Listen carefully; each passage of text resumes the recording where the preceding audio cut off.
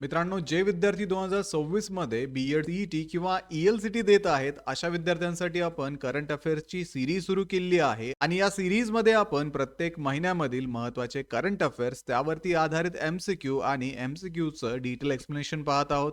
तसेच विद्यार्थी मित्रांनो, सी-ई-टीला ज्या क्षेत्रांमधून हे एम-सी-क्यू विचारले जातात, त्या सर्व क्षेत्रांना आपण या सीरीजमध्ये कव्हर करत आहोत. आणि विद्यार्थी मित्रांनो, जर तुम्ही ही सीरीज पूर्ण फॉलो केली तर तुम्हाला इतर कुठल्याही एमसीक्यूची गरज पडणार नाहीये.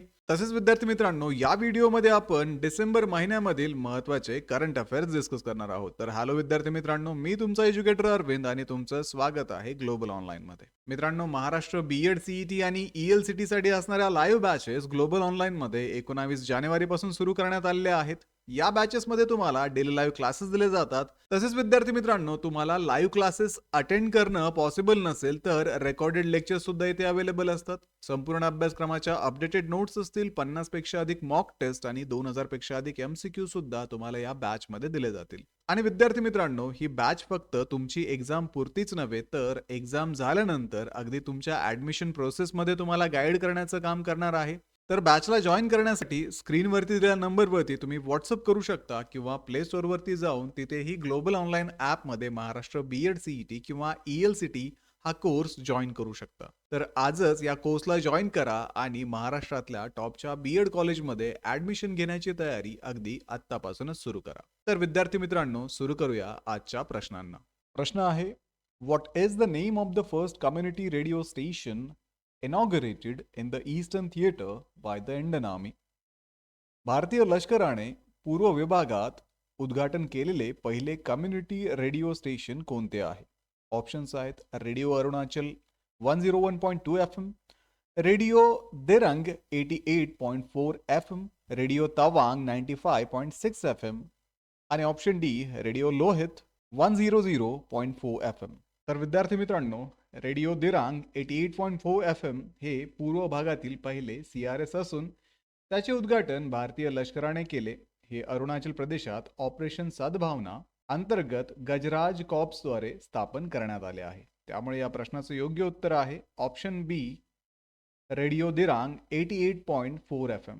So this Radio Dirang 88.4 FM is the first CRS, that is Community Radio Station in the Eastern Theater, inaugurated by the Indian Army. It was set up by Gajaraj Corps under Operation Sadbhavna in Arunachal Pradesh.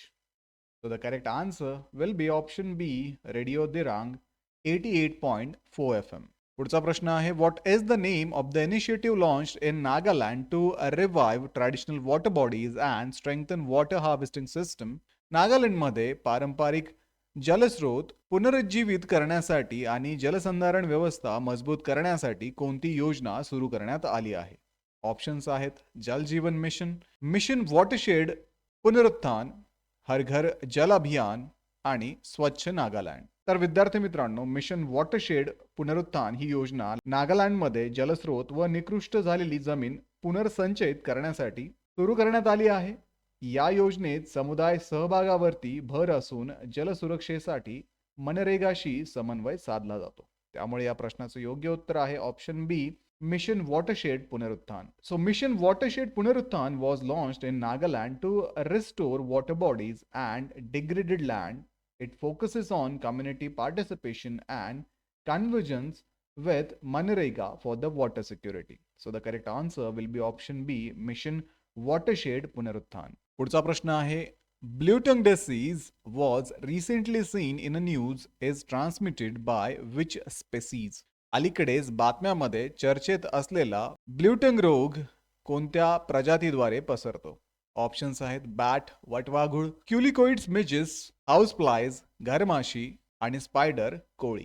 तर विद्यार्थी मित्रांनो, blue टंग रोग संक्रमित क्युलिकोइड्स मिसेसच्या चाव्यामुळे पसरतो. हा रोग मेंढ्या व गुरांसारख्या जठरांतर करणाऱ्या प्राण्यांना होतो आणि तो संसर्गजन्य नाही. प्रतिबंधासाठी लसीकरण या रोगामध्ये वापरले जाते.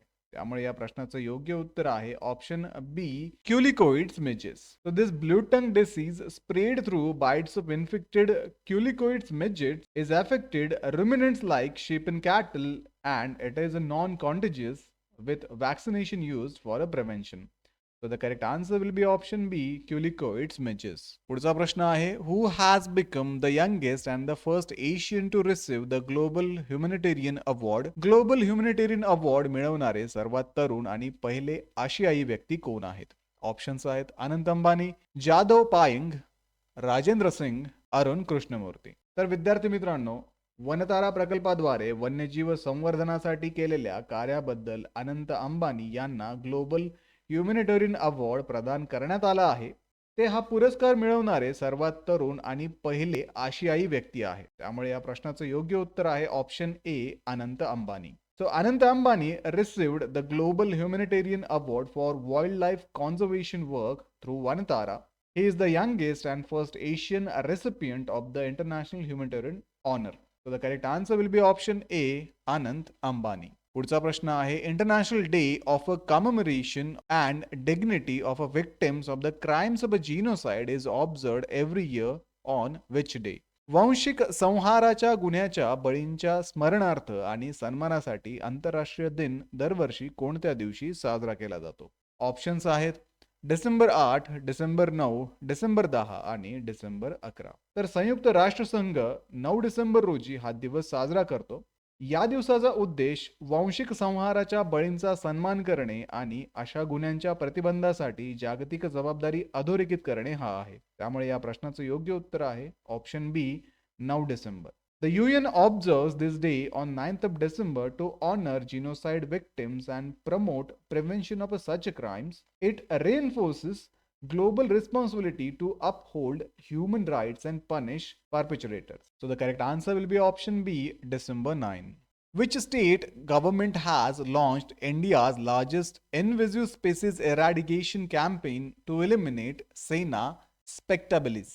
सेना स्पेक्टॅबिलिस ही आक्रमक विदेशी प्रजाती नष्ट करण्यासाठी भारतातील सर्वात मोठी मोहीम कोणत्या राज्य सरकारने सुरू केली आहे?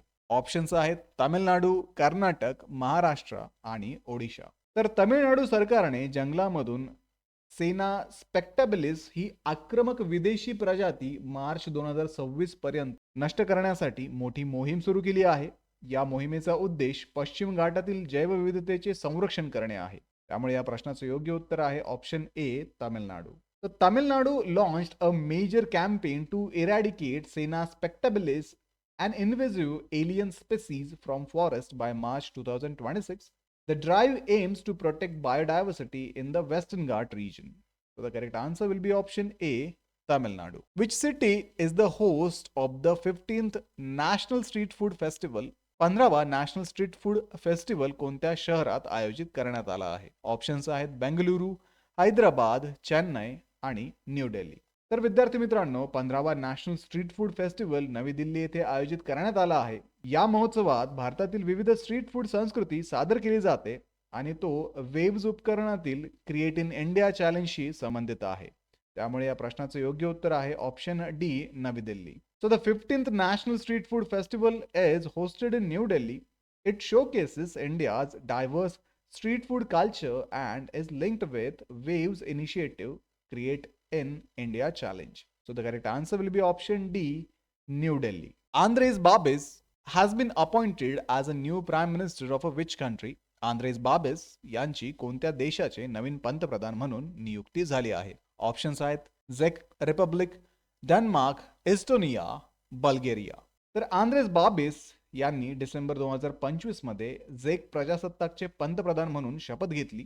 त्यांच्या ANO पक्षाने बहुमत आघाडी सरकार स्थापन केल्यानंतर ते पुन्हा सत्तेत आले. त्यामुळे या प्रश्नाचं योग्य उत्तर आहे ऑप्शन ए, झेक प्रजासत्ताक. Andrej Babis was sworn in as a prime minister of the Czech Republic in December 2025. He returned to power after his party ANO formed majority coalition government. So the correct answer will be option A, Czech Republic. पुढचा प्रश्न आहे, The प्रवासी राजस्थानी दिवस 2025 is celebrated in which city? प्रवासी राजस्थानी दिवस 2025 कोणत्या शहरात साजरा करण्यात आला आहे? ऑप्शन्स आहेत उदयपूर, जयपूर, कोटा आणि जोधपूर. तर विद्यार्थी मित्रांनो, प्रवासी राजस्थानी दिवस 2025 जयपूर येथे साजरा करण्यात आला आहे. या कार्यक्रमाचा उद्देश राज्याबाहेरील राजस्थान्यांना राज्याशी जोडणे असून राजस्थानची संस्कृती, परंपरा आणि गुंतवणूक संधी अधोरेखित केल्या जातात. त्यामुळे या प्रश्नाचं योग्य उत्तर आहे option B, Jaipur. So the Pravasi Rajasthani Divas 2025 celebrated in Jaipur to connect non-resident Rajasthanis with the state. The event highlights Rajasthan's cultural heritage and investment potential. So the correct answer will be option B, Jaipur. Next question आहे INS घडियाल belong to which class of a vessel? INS घडियाल हे कोणत्या वर्गातील जहाज आहे? Options आहेत शिवालिक वर्ग, तलवार वर्ग, मगार वर्ग आणि कोलकाता वर्ग. तर INS घडियाल हे भारतीय नौदलाचे मगर वर्गातील उभयचर युद्धनौका म्हणजेच ॲम्फिबियस वॉरफेअर शिप आहे. श्रीलंकेला मानवतावादी मदतीसाठी ऑपरेशन सागर बंधू अंतर्गत हे जहाज तैनात करण्यात आले होते. त्यामुळे या प्रश्नाचं योग्य उत्तर आहे ऑप्शन सी, मगर वर्ग. So INS घडियाल is the Magar class amphibious warfare ship of Indian Navy. It was deployed under Operation Sagar Bandhu for humanitarian assistance to Sri Lanka. So the correct answer will be option C, Magar class. तर मित्रांनो, हे होते Maharashtra B.Ed CET साठी अत्यंत महत्त्वाचे असणारे डिसेंबर महिन्यातील महत्त्वाचे करंट अफेअर्स आणि त्यावरती आधारित MCQ. आजच्या या व्हिडिओमध्ये आपण ते सर्व MCQ आणि MCQ वरती आधारित करंट अफेअर्स डिस्कस केलेले आहेत. ही सिरीज तुमची एक्झाम होईपर्यंत अशी सुरू राहणार आहे. त्यामुळे ग्लोबल ऑनलाईनला आत्ताच सबस्क्राईब करून ठेवा. सोबतच विद्यार्थी मित्रांनो, महाराष्ट्र B.Ed CET आणि ELCT साठी असणारी लाईव्ह बॅच ग्लोबल ऑनलाईन मध्ये 19 जानेवारी पासून सुरू करण्यात आली आहे. तर दिलेल्या नंबरवरती कॉन्टॅक्ट करा आणि आजच ही बॅच जॉईन करून महाराष्ट्रातल्या टॉपच्या B.Ed कॉलेजमध्ये ऍडमिशन घेण्याची तयारी अगदी आत्तापासूनच सुरू करा. व्हिडिओला लाईक करा, तुमच्या मित्रांना हा व्हिडिओ शेअर करा, ग्लोबल ऑनलाईनला आत्ताच सबस्क्राईब करा. भेटूया पुढच्या व्हिडिओमध्ये. तोपर्यंत एक्झामचं प्रिपरेशन सुरूच ठेवा. थँक्यू.